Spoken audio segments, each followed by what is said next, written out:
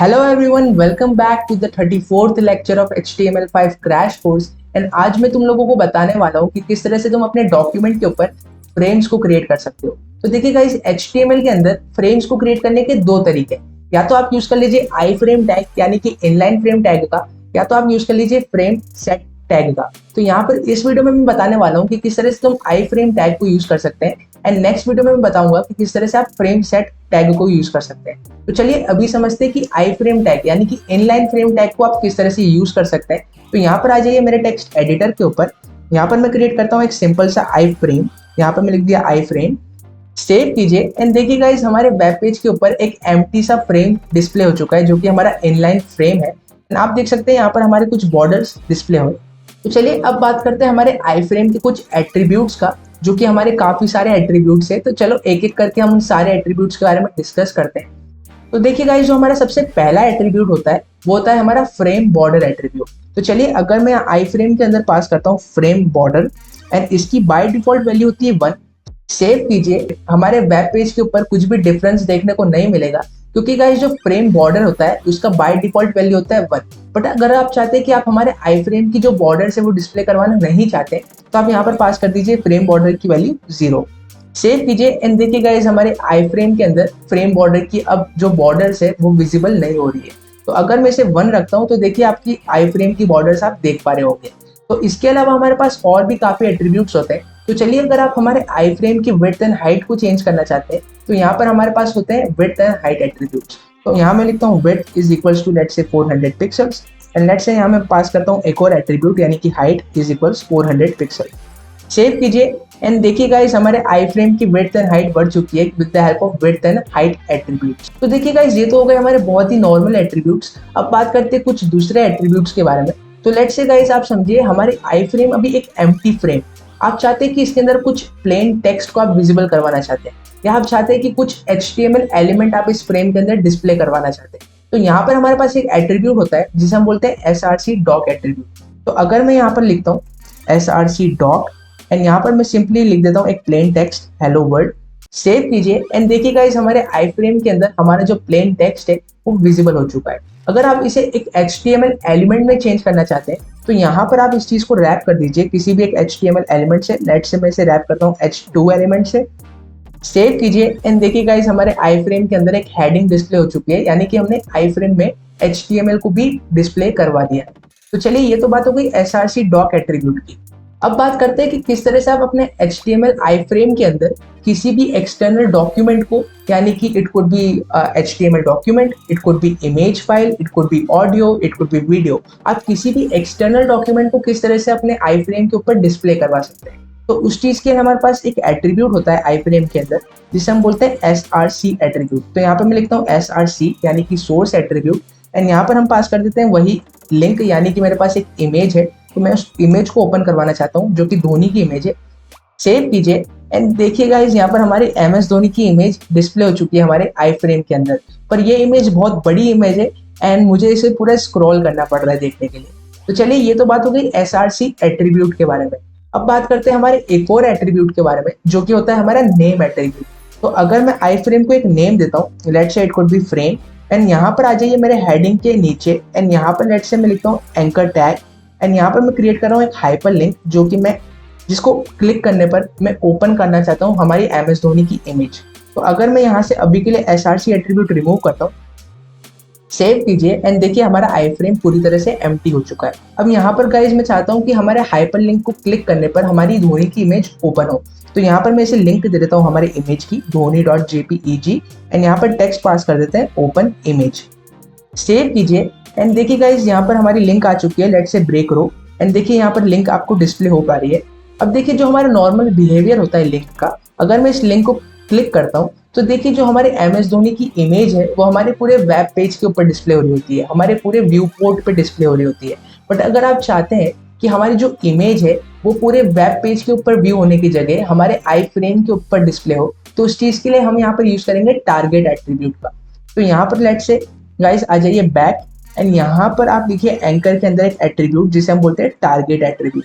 अब टारगेट के अंदर आप पास करेंगे वही सेम नेम एट्रीब्यूट की वैल्यू जो कि आपने आई फ्रेम के अंदर पास करी थी, यहाँ पर नेम इक्वल्स फ्रेम।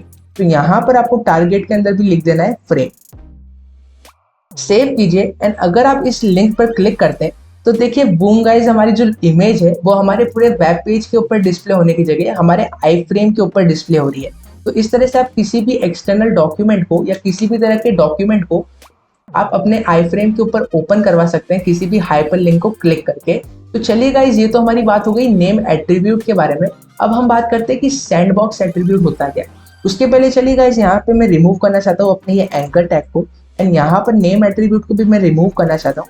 एंड यहाँ पर लेट से हम पास कर देते हैं एक src एट्रीब्यूट एंड यहाँ पर मैं ओपन करवाना चाहता हूँ एक HTML डॉक्यूमेंट जो मैंने क्रिएट करके रखा है। तो देखिए गाइस, यहाँ पर हमने एक हेडिंग क्रिएट करके रखी है डॉक्यूमेंट करके एंड यहाँ पर जावास्क्रिप्ट के थ्रू मैंने डॉक्यूमेंट में एक प्लेन टेक्स्ट डिस्प्ले करवाया है हेलो वर्ल्ड करके। अब चलिए आ जाइए मेरे index.html पर वापस से। अब यहाँ पर हम बात करते हैं सैंडबॉक्स एट्रीब्यूट के बारे में। तो देखिए गाइस, जो सैंडबॉक्स एट्रीब्यूट होता है हमारे आई फ्रेम के अंदर, वो हमारे आई फ्रेम पे काफी सारे रिस्ट्रिक्शंस पुट करता है। अब रिस्ट्रिक्शन लाइक आप अगर अपने फ्रेम के अंदर आपने एक फॉर्म बना के रखा है तो ये हमारे फॉर्म सबमिशन को ब्लॉक कर देगा, वो हमारे जावास्क्रिप्ट एग्जीक्यूशन को ब्लॉक कर देगा, वो आपके एपीआई कॉल्स को ब्लॉक कर देगा, साथ साथ आपके टॉप नेविगेशंस को वो रिस्ट्रिक्ट कर देगा।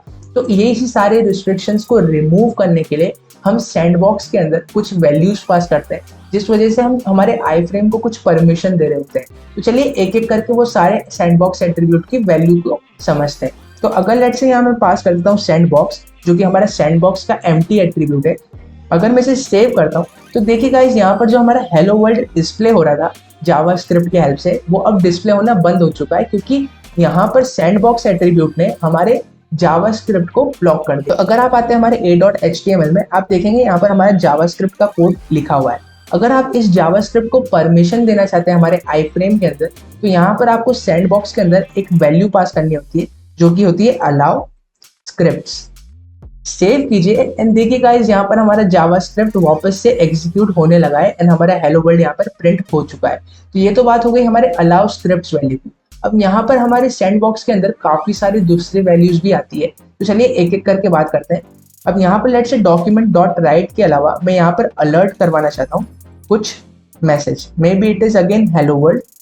सेव कीजिए एंड देखिए गाइस, यहाँ पर हमारा जो अलर्ट डायलॉग बॉक्स है वो डिस्प्ले नहीं हो रहा है वेब पेज के ऊपर। इट इज बिकॉज क्योंकि आपने हमारा जावास्क्रिप्ट तो आपने परमिशन दे दी है कि जावास्क्रिप्ट एग्जीक्यूट होगा, बट मैंने आपको बताया था कि जो हमारा सैंडबॉक्स होता है वो हमारे मॉडल्स और हमारे पॉपअप्स को भी पूरी तरह से रिस्ट्रिक्ट करता है, वो उसे ब्लॉक कर देता है। तो यहाँ पर आपको मॉडल्स डिस्प्ले करवाने के लिए भी एक परमिशन देनी होती है। तो यहाँ पर मैं लिख देता हूँ अलाउ स्क्रिप्ट्स के बाद allow models like this. Save कीजिए एंड देखिए गाइस, यहाँ पर हमारा जो जावास्क्रिप्ट का डायलॉग बॉक्स है वो भी हमारा यहाँ पर डिस्प्ले होने लगा है यूजिंग द अलर्ट मेथड। तो देखिए यहाँ पर हर चीज की परमिशंस होती है। ये तो बात हो गई हमारे स्क्रिप्ट्स एंड मॉडल्स के बारे में। अब बात करते हैं कि फॉर्म सबमिशन किस तरह से ब्लॉक होता है। तो उस चीज के लिए यहाँ पर मेरे पास a.html है, यहाँ से मैं स्क्रिप्ट को रिमूव करता हूँ अभी के लिए। यहाँ पर क्रिएट कर लेते हैं एक सिंपल सा फॉर्म। तो यहाँ मैं लिख देता हूँ फॉर्म टैग एंड यहाँ पर क्रिएट करते हैं एक इनपुट। तो यहाँ मैं लिखता हूँ input type text and let's say यहाँ मैं इसको नेम दे देता हूँ may be user name and इसे एक एम्प्टी वैल्यू एट्रीब्यूट पास कर देता हूँ। एंड साथ साथ यहाँ पे क्रिएट कर लेता हूँ एक सिंपल सा बटन जिसमें मैं लिख देता हूँ normally submit and let's say it is of type submit. Save कीजिए एंड देखिए गाइस, यहाँ पर हमारे आई फ्रेम के अंदर एक फॉर्म बन चुका है जहाँ पर मेरा एक इनपुट बॉक्स है एंड हमारा एक इनपुट बटन है, राइट। तो अगर मैं आप नहीं जानते कि इनपुट टैग कैसे यूज करते हैं, मैं आपको आगे इन फर्दर वीडियोस बताऊंगा कि इनपुट टैग एंड फॉर्म्स को किस तरह से क्रिएट करते हैं। अभी आप एक एग्जांपल को समझ लीजिए। तो देखिए गाइस, यहाँ पर index.html में हमने allow scripts and allow modals pass करे थे। अभी के लिए इसको मैं रिमूव करता हूँ एंड देखिए गाइस, सेव कीजिए एंड अगर आप चाहते हैं लेट्स से यहाँ पर a.html में फॉर्म पर हम जब क्लिक करेंगे हमारे सबमिट बटन पे, आप चाहते हैं कि हमारा जो फॉर्म है वो हमें रीडायरेक्ट कर दे एक दूसरे HTML पेज में। तो यहाँ पर हम पास करेंगे एक्शन एट्रीब्यूट एंड मैंने बना के रखी एक फाइल welcome.html। सेव कीजिए एंड देखिए गाइस, अगर आप इस फॉर्म के अंदर कुछ डेटा फिल करते हैं लेट्स से हर्ष एंड अगर मैं सबमिट करता हूँ तो देखिए गाइस, यहाँ पर हमारा जो सबमिशन है वो ब्लॉक हो रहा है, यानी कि अब ये हमें रीडायरेक्ट नहीं कर रहा है हमारे वेलकम पेज के ऊपर। इट इज बिकॉज क्योंकि गाइस जो हमारा सैंडबॉक्स एट्रीब्यूट है वो हमारे फॉर्म सबमिशन को भी ब्लॉक करता है। तो अगर आप चाहते हैं कि हमारे फॉर्म सबमिशन यहाँ पर एक्सेप्ट हो, यानी कि आप चाहते हैं कि हमारी फॉर्म सबमिशन यहाँ पर अलाउ हो, तो उसके लिए हमें सैंडबॉक्स के अंदर एक वैल्यू देनी पड़ती है जो कि होती है अलाउ फॉर्म्स। यहाँ लिख दीजिए अलाउ फॉर्म्स, सेव कीजिए एंड अगर यहाँ पर मैं पास करता हूँ कुछ भी value inside the input, let's say Harsh, अगर आप इसे सबमिट करते हैं तो देखिए गाइस यहाँ पर आप हमारा फॉर्म सबमिशन भी हमें अलाउ हो रहा है यूजिंग द सैंडबॉक्स एट्रीब्यूट। तो देखिए गाइस यहाँ पर सैंडबॉक्स एट्रीब्यूट का यूज करके आप काफी सारी परमिशंस आप प्रोवाइड कर पा रहे हैं। जो भी रिस्ट्रिक्शंस आपके सैंडबॉक्स एट्रीब्यूट लगाता है आपके आईफ्रेम के ऊपर, उन सारे रिस्ट्रिक्शंस को रिमूव करके आप कुछ कुछ चीजों की परमिशन आप यहाँ दे पा रहे हैं। अब चलिए एक और लास्ट चीज के बारे में हम बात करते हैं। तो लेट्स से गाइस यहाँ पर हमारे पास a.html के अंदर फॉर्म की जगह एक इमेज है, यानी कि आप चाहते हैं एक एंकर, आप लेट्स से एक लिंक क्रिएट करते हैं। अब यहाँ पर मैं इसे लिखना चाहता हूँ ओपन इमेज एंड आप वही MS धोनी की इमेज को यहाँ पर डिस्प्ले करवाना चाहते हैं। तो यहाँ मैं लिख देता हूँ लेट्स से एसेट्स एंड यहाँ पर हमारी इमेज थी dhoni.jpeg एंड आप चाहते हैं कि वो हमारे पूरे बाहर के डॉक्यूमेंट में, यानी कि जो हमारा एक्सटर्नल डॉक्यूमेंट है, जो भी हमारा आई फ्रेम का जो पेरेंट है, यानी कि हमारा ये जो index.html है, इस पर्टिकुलर डॉक्यूमेंट पे हमारी वो पूरी इमेज डिस्प्ले होनी चाहिए एट द टॉप नेविगेशन। तो यहाँ पर मैं लेट्स से टारगेट एट्रीब्यूट में पास कर देता हूँ _parent, यानी कि हमारे पेरेंट पर वो इमेज डिस्प्ले हो। अगर मैं इसे सेव करता हूँ, अच्छा सॉरी यहाँ पर मैंने src लिख दिया, इट इज href, सेव कीजिए एंड देखिए गाइस यहाँ पर हमारी लिंक क्रिएट हो चुकी है। अगर मैं इस लिंक पर क्लिक करता हूँ तो देखिए गाइस जो हमारी इमेज है वो हमारे पूरे वेब पेज के ऊपर ओपन नहीं हो रही है, क्योंकि यहाँ पर सैंडबॉक्स ने कुछ रिस्ट्रिक्शंस प्रोवाइड करके रखे हैं, यानी कि it does not allow your top navigation. ये अलाउ नहीं करता है टॉप नेविगेशन हमारा आई फ्रेम जब भी आप सैंडबॉक्स एट्रीब्यूट को यहाँ पास करते हैं। तो आ जाइए index.html के अंदर, हम यहाँ पर अलाउ फॉर्म्स की जगह यहाँ पर हम एक और परमिशन देंगे यहाँ पर, जिसको हम लिखते हैं अलाउ टॉप नेविगेशन। इस तरह से सेव कीजिए एंड अगर अब आप क्लिक करते हैं इस पर्टिकुलर लिंक के ऊपर, तो यहाँ पर अगर मैंने क्लिक करा तो देखिए गाइस यहाँ पर हमारा जो इमेज थी वो हमारे टॉप नेविगेशन के ऊपर ओपन हो चुकी है। तो देखिए गाइस इस तरह से आप सैंडबॉक्स के अंदर काफी सारी वैल्यूज को पास करके काफी सारे रिस्ट्रिक्शंस को रिमूव कर सकते हैं एंड परमिशंस प्रोवाइड कर सकते हैं हमारे आई फ्रेम को। तो guys that was all about the I frame. चलिए मिलते हैं नेक्स्ट वीडियो में, टिल देन बाय बाय।